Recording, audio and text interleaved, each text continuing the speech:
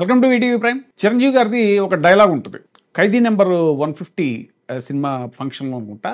రాననుకున్నారా రాలేననుకున్నారా అంటూ ఇంద్రా సినిమాలో డైలాగ్ని ఆయన మళ్ళీ గుర్తు చేస్తూ, రాననుకున్నారా రాలేననుకున్నారా ఒక డైలాగ్ చెప్పారు. అంటే అప్పటికి చాలా రోజుల తర్వాత ఆయన పొలిటికల్ ఎంట్రీ అయిన తర్వాత చాలా గ్యాప్ వచ్చేసింది. ఆయన ప్రజారాజ్యం పార్టీని కాంగ్రెస్లో విలీనం చేసేయటం, రాజకీయాలకి దూరంగా ఉంటాను, నేను ఇక రాజకీయాల్లో యాక్టివ్గా ఉండను, నా స్వభావానికి రాజకీయాలు పడవు అంటూ ఆయన చాలా దూరంగా ఉన్నారు.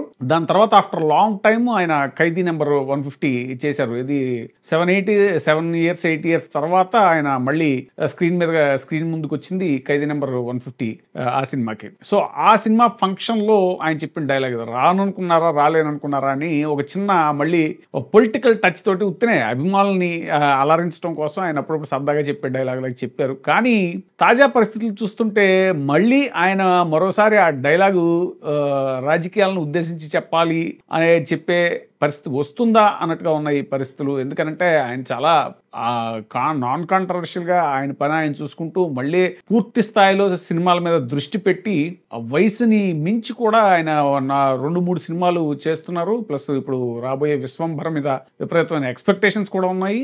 ఈ ఫుల్గా టోటల్గా కెరీర్ మీద ఆయన మళ్ళీ సినిమా కెరీర్ మీద కాన్సన్ట్రేట్ చేస్తున్న టైంలో ఆయన్ని అసెంబ్లీ వేదికగా మళ్ళీ బాలకృష్ణ గారు ఏమైనా కెలికారా, దానికి ఆయన అమెరికా నుంచి రిప్లై ఇవ్వటంతో ఇప్పుడు ఒక అగ్గి రాజుకుంది. ఇప్పుడు ఎలాగంటే ముఖ్యంగా చిరంజీవి గారి అభిమానులు అలాగే జనసేనలో మెజారిటీ శాతం ఉండేది చిరంజీవి గారి అభిమానులే. అది ఎవరు ఒప్పుకున్నా ఒప్పుకోపోయిన నిజం. అది పవన్ కళ్యాణ్ గారి మీద అభిమానం ఉన్నా కూడా దాని వెనకాల ఒక షాడోలా ఉండేది మాత్రం చిరంజీవి గారి మీద అభిమానమే.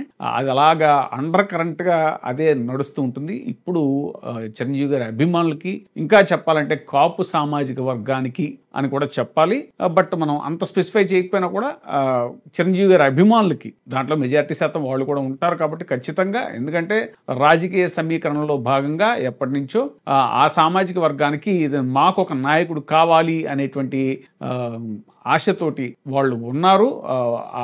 ఆ కాంక్ష వాళ్ళలో ఉంది, మా నుంచి ఒక లీడర్ రావాలి, ఒక ఎదగాలి అనేటువంటిది.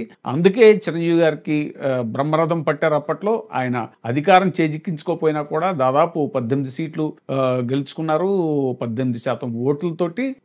సో ఆయన కంటిన్యూ అయితే అసలు రాష్ట్రం విడిపోయిన తర్వాత ఆయన ముఖ్యమంత్రి అయ్యే అవకాశం కూడా ఉండేది అనేటువంటి విషయం కూడా చాలా మంది చెప్తారు. సరే, ఆ రాజకీయాల విషయం ఎలా ఉన్నా కూడా ఇప్పుడు ఆ మెజారిటీ సెక్షన్ ఆఫ్ కాపులు అలాగే చిరంజీవి గారి అభిమానులు, ఇంకా పవన్ కళ్యాణ్ అభిమానులు కూడా, హార్డ్ కోర్ పవన్ కళ్యాణ్ అభిమానులు కూడా ఈ విషయంలో రగిలిపోతున్నారు. ఎందుకంటే చిరంజీవి గారిని మీద వాళ్ళు చిన్న మాట కూడా సహించలేరు. కానీ అదేం విచిత్రమో మరి ఈ విషయం మీద జనసేన నాయకులు, అసలు సాక్షాత్తు జనసేన అధినేత మాత్రం నోరు మెదపట్లేదు.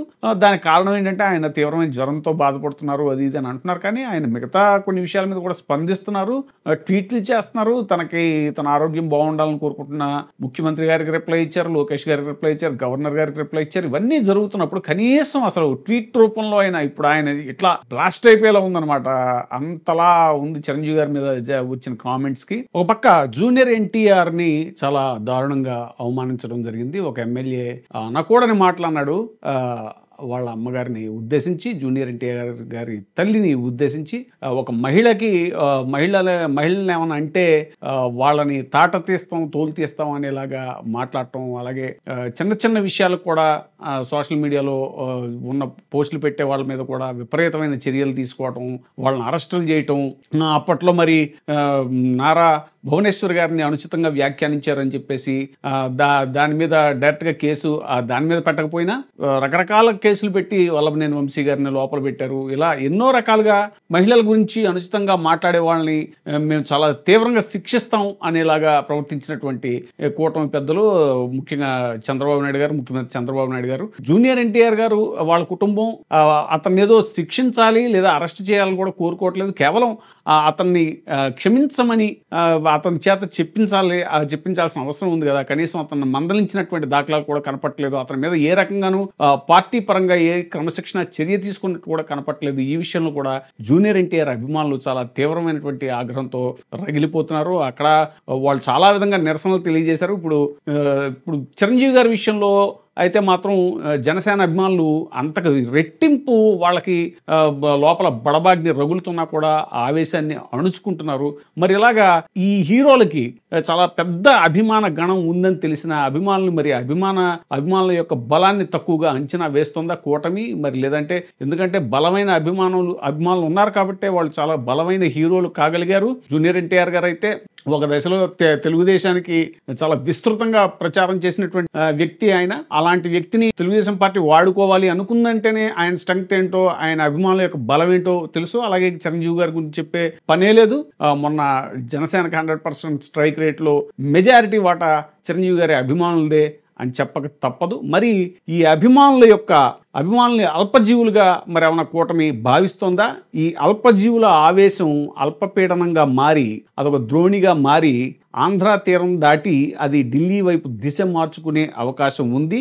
ఇది వాయుగండంగా మారి ఈ వాయుగుండం అలాంటి వాయుగండం ఎవరికి గండం కానుందో అనేటువంటి చర్చ ఇది ఢిల్లీ వేదికగా ఒక రాజకీయ సమీకరణలు మార్చే దిశగా ఈ పరిణామాలు జరిగినా ఆశ్చర్యం లేదు అంటున్నారు. ఎందుకంటే గతంలోనే అమిత్ షా ఒకసారి జూనియర్ ఎన్టీఆర్ని కలవటం జరిగింది.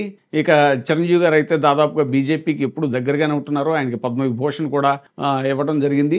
ఇలాంటి రకరకాల పరిణామాలన్నింటినీ కనుక డాట్స్ కనెక్ట్ చేసి చూస్తే ఇదేదో ఢిల్లీ దిశగా కదులుతున్నటువంటి పెద్ద వాయుగుండం కానుంది. మరి ఇది ఎక్కడ తీరం దాటనుందో, ఎవరి పాలిటి గండం కానుందో అనేటువంటి చర్చ ఇప్పుడు జోరుగా సాగుతోంది ఆంధ్రాలో.